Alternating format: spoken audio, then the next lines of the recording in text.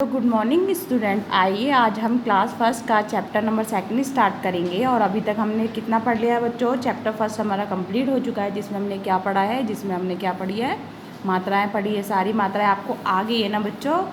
हाँ जी, आ गई ना, वेरी गुड। आइए देखते हैं हमारा सेकेंड चैप्टर क्या है बच्चों। अभी तक हमने जो मात्रा पढ़ी है वो मात्रा सारी ये है ना। आपको मैंने बताया ना, आ की मात्रा कौन सी होती है, ई की मात्रा कौन सी होती है। देखो ये है बड़ी ई की, ये है छोटी ई की, ये छोटे ऊ की, ये बड़े ऊ की। इसको बोलते हैं 12 खड़ी। क्या बोलते हैं बच्चों? 12 खड़ी। ये का से लेकर आपको क्या कहाँ तक दे रखी है? ज्ञा से ज्ञानी तक की दे रखी है बच्चों। एक बार आप इसको अच्छे से याद कर लोगे कि कौन सी मात्रा कहाँ से लगती है और कैसे लगती है, तो आपको अच्छे से बुक पढ़ना और लिखना आपको अच्छे से आ जाएगा। 12 खड़ी का याद होना आपके लिए बहुत ही ज़्यादा क्या है, महत्वपूर्ण है। अगर नहीं होगा तो आपको ढंग से हिंदी नहीं पढ़ने आएगी, ना ही आपको लिखना आएगा। तो इसके लिए आपको क्या करना है, आपको 12 खड़ी आपको अच्छे से याद करनी है। ठीक है बच्चों इससे पहले दो मात्राएं और है जो मैं आपको दिखला देती हूँ। ये मात्राएं जिसमें ऊपर से और लगता है ना, रा जो लगता है, और आधा जो वर्ड बनते हैं। जैसे इसमें लिखा है नन्ना, लिखा है पन्ना, लिखा है उद्देश्य, लिखा है पत्ता, लिखा है। तो बच्चों ये शब्द हम जब पढ़ेंगे, जब हमारा चैप्टर में इसका प्रयोग किया जाएगा। अभी से मैं आपको करवाऊँगी तो आप अच्छे से समझ नहीं पाओगे, क्योंकि इसका जो कार्य है वो सबसे लास्ट में। तो जब हम वो पढ़ेंगे तब हम ये शब्द सीखेंगे, तब मैं आपको ये पढ़ाऊँगी। तो आज हम क्या पढ़ेंगे? आज हम चैप्टर नंबर 2 पढ़ेंगे। ठीक है बच्चों, आइए देखते हैं हमारा चैप्टर नंबर 2 क्या है। चैप्टर नंबर हमारा 2 है, और जिसका नाम क्या है? ठीक समय पर। ठीक समय, क्या लिखा है नाम? ठीक समय। चैप्टर नंबर 2 है ठीक समय।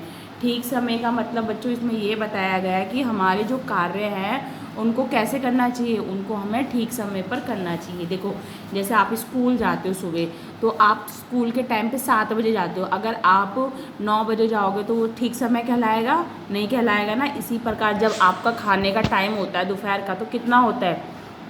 आपके स्कूल में भी लंच होता है ना, दोपहर का भोजन होता है, तो कितने बजे होता है? 11 बजे होता है। और किसी जैसे आपके मम्मी पापा ऑफिस जाते हैं तो उनका लंच कितने बजे होता है? 2 बजे होता है। तो जिस टाइम उनका लंच होता है उसी टाइम वो खाना खाते हैं ना, उस टाइम से अलग तो वो खाना नहीं खाते। जिस समय हमारा कार्य का काम होता है उस समय वो कार्य करेंगे, तो क्या कहलाएगा वो? ठीक समय। आइए देखो यहाँ पे कुछ पोएम दे रखी है, वो उसको हम पढ़ेंगे। और देखो उसमें अच्छी अच्छी पिक्चर भी दे रखी है बच्चों, तो पिक्चर भी देखेंगे। देखो यहाँ पे एक लड़की सुबह उठ रही है, यहाँ पे एक बच्चा ब्रश कर रहा है, यहाँ एक बच्चा नहा रहा है, और यहाँ एक बच्चा स्कूल लेकर बैग लेकर जा रहा है। ठीक है बच्चों, आइए देखते हैं हमारी पोयम का फर्स्ट वाक्य क्या है, उसको पढ़ते हैं। ठीक है। ठीक समय पर नित उठ जाओ, ठीक समय पर चलो नहाओ, ठीक समय पर खाना खाओ, ठीक समय पर पढ़ने जाओ। इसमें बच्चा बताया गया है इस लाइन में, ठीक समय पे नित उठ जाओ, मतलब कि हमें ठीक समय पे उठना चाहिए। फिर ठीक समय पे हमें नहाना भी चाहिए, और ठीक समय पर हमें खाना खाना चाहिए, और ठीक समय पर हमें पढ़ने जाना चाहिए। फिर नीचे दे रखा है, ठीक समय पर मौज उड़ाओ, ठीक समय पर गाना गाओ, ठीक समय पर सब कर पाओ तो तुम बहुत बड़े कहलाओ। तो इसमें बोला गया बच्चों, देखो जिस प्रकार खाने का ठीक समय होता है, जिस प्रकार पढ़ाई का ठीक समय होता है, उसी प्रकार हमारा मौज उड़ाने का भी ठीक समय होता है, गाना गाने का भी ठीक समय होता है। देखो आपने पूरे दिन की दिनचर्या बोलते हैं, जिसको टाइम टेबल बोलते हैं, वो बना रखा होता है ना, कि हम सुबह उठेंगे, फ्रेश होने जाएंगे, नहाएंगे धोएंगे, फिर ब्रेकफास्ट करेंगे, स्कूल जाएंगे, स्कूल में पढ़ाई करेंगे, फिर लंच करेंगे, फिर लंच के बाद स्कूल की छुट्टी होगी तो घर आएंगे, फिर रेस्ट करेंगे, लंच थोड़ा बहुत खाएंगे, उसके बाद क्या करोगे? थोड़ा बहुत स्कूल का होमवर्क करोगे, उसके बाद आप खेलोगे। ऐसा आपने टाइम टेबल बना रखा होता है ना। ठीक उसी प्रकार ये पोएम दी गई है, जिसके थ्रू आपको क्या करना है? आप अपने दैनिक कार्य करने हैं, मतलब कि दिन के सभी कार्य ठीक समय पर कर रहे हैं। तो बच्चों ये कविता आपको अच्छी लगी ना, और अच्छे से समझ में आ गई? इसके अनुसार आप कार्य करोगे तो क्या करोगे? तुम बहुत ही बड़े कहलाओगे। इसमें बोला गया है ना, अगर सारे कार्य हम ठीक समय पर करेंगे तो क्या कहलाएंगे? बड़े कहलाएंगे। क्या कहलाएंगे? बड़े कहलाएंगे। तो बच्चों चलो इससे संबंधित आपको मैं प्रश्न बताती हूँ, वो आपको करने हैं। ठीक है। ये देखो यहाँ पे शब्दार्थ दे रखे, दो शब्दार्थ दे रखे। एक तो ठीक दे रखा है, ठीक माने क्या होता है बच्चों, सही होता है। क्या होता है, सही। और दूसरा क्या दे रखा है, नित्य दे रखा है। नित्य माने क्या होता है, रोजाना। क्या होता है, रोजाना। ठीक है बच्चों, नीचे आपको सही शब्द पर उस पर टिक लगाना है। तो पहला क्वेश्चन आपका है, सही उत्तर पर सही का निशान, सही का चिन्ह लगाइए। तो इसमें बोला ना, का पाठ में दे रखा है, इस कविता में किस किस काम की चर्चा हुई है।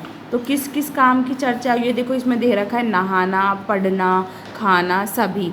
तो देखो उस कविता में अभी जो हमने कविता पढ़ी थी उसमें देखो नहाने की भी बात की गई थी, पढ़ने की भी बात की गई थी और खाने की भी बात की गई थी।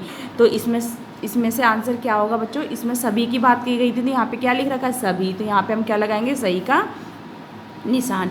इसी प्रकार आपको दो पार्ट और दे रखे हैं, खा और गा।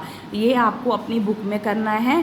ठीक है बच्चों, आप इसको वाक्य को पढ़ना, फिर नीचे जो ऑप्शन दे रखे हैं उसको पढ़ने के बाद सही आंसर पर टिक लगाना। ठीक है बच्चों, नीचे एक क्वेश्चन और दे रखा है, क्वेश्चन नंबर 2 है, जिसमें लिखा है सोचो और बताओ। का पार्ट में दे रखा है, हम बड़े कैसे बन सकते हैं। तो कैसे आप बड़े बन सकते हो, आपको भी मैंने कविता पढ़ाई ना, कविता के थ्रू मैंने बताया था ना। तो वैसे ही आप कविता के थ्रू अगर सारे काम करोगे तो क्या बन जाओगे, बड़े बन जाओगे। क्या बन जाओगे, बड़े बन जाओगे। इसी प्रकार खा और गा आपको करना है। खा और गा आपको करना है, किस में करना है, बुक में करना है। ठीक है बच्चों, तो जितना भी मैंने आपको कार्य दिया है, क्या करना है, आपको करना है और बुक में करना है। ठीक है बच्चों, तो इसी प्रकार आपको इसी कविता के अनुसार अपने दिन के सभी कार्य करने हैं, जिससे कि आप अच्छे से कार्य करो और जिसके थ्रू आप क्या बन सको, बड़े बन सको और सारे लोग आपकी क्या कर सके, प्रशंसा कर सके।